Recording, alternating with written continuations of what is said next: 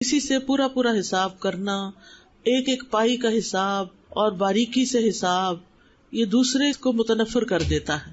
مثلا آپ نے اپنے بچے کو کچھ پیسے دیے یا شوہر نے بیوی کو پیسے دیے اور اسے کہا تم خرچ کرو.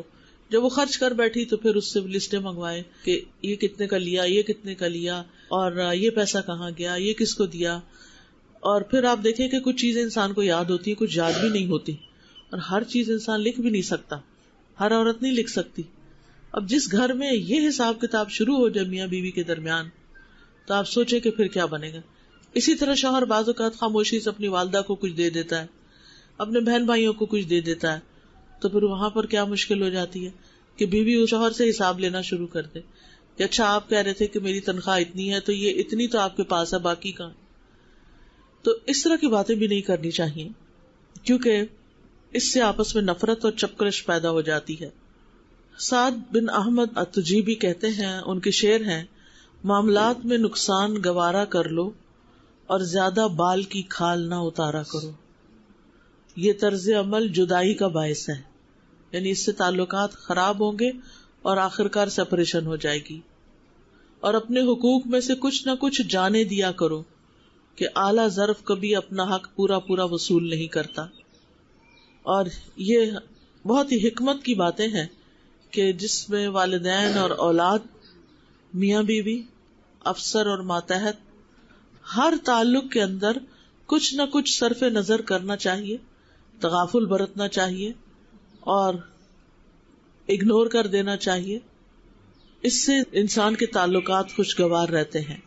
لیکن اگر انسان بہت زیادہ اسٹریٹ فارورڈ ہو اور یہ کہنا کہ میں تو سچی سچی بات کروں گا اور ہر بات کا پورا پورا جواب اور حساب چاہیے، تو پھر اس سے جو آپس کی محبتیں ہیں وہ ختم ہو کے رہ جاتی ہیں. تو اللہ تعالیٰ سے دعا ہے کہ وہ ہمیں رشتوں کی قدر کرنا سکھائے اور ایک دوسرے کا لحاظ کرنا اور ایک دوسرے کے ساتھ عمدہ سلوک کرنا. بارک اللہ فیکم. میں یہیں پر لیکچر ختم کرنا چاہوں گی. آپ اگر کچھ کہنا چاہیں تو آپ کہہ سکتے. استاذہ جی بہت ہی خوبصورت لیکچر تھا، اور اس میں جو شوہر اور بیوی کے آپس کے جو ریلیشن ہے اس کے بارے میں جو بات کی گئی، اس میں یہ ہے کہ جو 3 چیزوں پہ اسٹریس کیا گیا وہ یہ ہے اللہ کا تقوی اختیار کیا جائے، اسی طرح تحفظ دیا جائے، شوہر جو ہے بیوی کو تحفظ دینے والا ہو، یعنی پروٹیکشن دینے والا ہو، انکریج کرنے والا ہو، فار گیونگ ہو. یہ بہت ہی ایک خوبصورت بات ہے کہ اس ریلیشن میں انسان کو بہت سی چیزوں کو اگنور کرنا چاہیے، یعنی کہ چھوٹی چھوٹی چیزوں کا جب ہم حساب لینا شروع کر دیتے ہیں. اور استاذہ جی یہ بہت گھروں میں ایسے ہوتا ہے کہ ایک ایک لسٹیں بنائی جاتی ہیں، اچھا بتاؤ یہ کیا کیا، کہاں خرچ کیا، ایون کہ اگر منتھلی جو ایکسپینڈیچر ہوتا ہے اس کا بھی حساب لیا جاتا ہے. تو یہ چیزیں واقعی انسان کے لیے بڑی ایک جدائی کا باعث بھی ہوتی ہیں، دلوں میں انسان کی ایک دوسرے کے لیے وہ فیلنگ پھر نہیں رہتی. ویسے یہ جو ہے نا کہ شوہر کی جس چیز پہ وہ ناراض ہوتا ہے اس کو پہلے سے ہی یعنی پتا ہو کہ یہ چیز نہیں کرنی. پھر مطلب اکثر یہ ہوتا ہے کہ ہم پھر چھپ کے کر رہے ہیں یا بتا کے نہیں کر رہے یا کوئی اس طرح کی چیزوں پر اس کو ذرا سا بھی پتہ چل جائے تو پھر وہ جو چیزیں ہوتی ہیں نا وہ پھر اعتماد ختم ہو جاتا ہے. بالکل. ایک اور چیز جو ہوتی ہے استاذہ کہ آج کل جیسے کوالٹی کا بہت زیادہ ہوتا ہے نا، ہم شوہر کی کتنی اطاعت کریں، مطلب اس میں وہ لوگ پیمانہ کہ میں بھی ورک کر رہی وہ بھی ورک کر رہا ہے تو میں کتنی اطاعت کروں اس کی.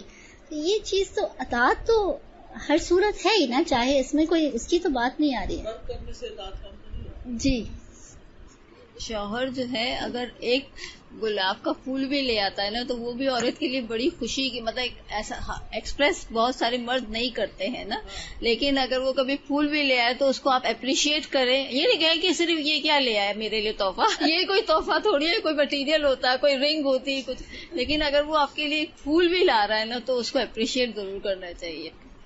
السلام علیکم. چھوٹی سی بات ایک پوچھنا چاہوں گی میں کہ ایک تو یہ ہوتا ہے کہ ہم لوگ کی تو خیر ایجز گزر گئی، لیکن آج کل کے بھی سراؤنڈنگ میں بہت لوگوں کو میں بچیوں کو دیکھتی ہوں کہ بڑی ناراض ہوتی ہیں کہ ہسبینڈ شادی کی ڈیٹ نہیں یاد رکھتے، برتھ ڈے یاد نہیں رکھتے، یہ نہیں ہے وہ نہیں. تو اب مجھے بڑی بےمانی لگتی ہیں یہ چیزیں. ہو سکتا ہے میں اس ایج اسپین کو کراس کر چکی ہوں، شاید ہو سکتا ہے مجھے بھی جوانی میں لگتی ہوں گی، لیکن ان بچیوں کے لیے کچھ پیغام آپ دیں. آپ دیکھیے کہ ساری مشکل اس وقت پیش آتی ہے جب ہم یہ بات بھول جاتے ہیں کہ مرد الگ جسم رکھتے ہیں، الگ سوچ رکھتے ہیں، الگ طرح سوچتے ہیں، اور عورت کا جسم بایولوجیکل ڈفرینس ہے، اس میں وہ مختلف ہے اپنی حیت کے اعتبار سے. اللہ نے مرد کو اور کام کے لیے پیدا کیا ہے، عورت کو کسی اور کام کے لیے پیدا کیا ہے.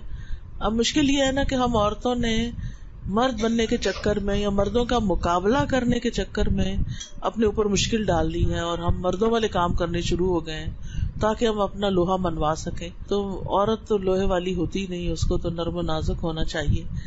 اب یہ ہے کہ جب ہم ایک برابری کے اس پہ آنا چاہتے ہیں، جیسے ابھی آپ نے بات کی کہ وہ جاب کرنے کی وجہ سے وہ کہتی ہے کہ میں اب اطاعت نہیں کروں گی، تو جاب کوئی ریزن تو نہیں ہے اللہ کا حکم ٹالنے کے لیے.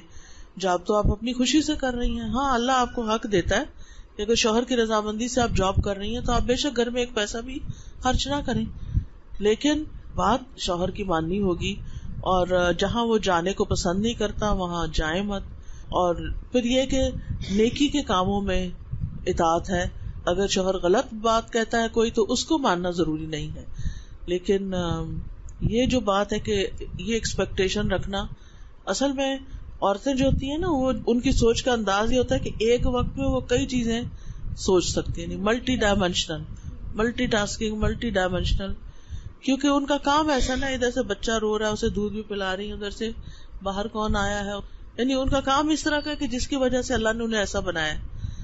مردوں کا جو ذہن ہوتا ہے نا وہ ون سائیڈڈ ہوتا ہے، یعنی ایک چیز کی طرف سوچتے اور اسی کے اوپر توجہ ہوتی ہے. وہ ہزاروں چیزیں ایک وقت میں نہیں اکٹھی کر سکتے اپنے ساتھ، تو اس وجہ سے وہ ایسی ڈیٹس اور ایسے ٹائم اور ایسی چیزیں یاد نہیں رکھتے.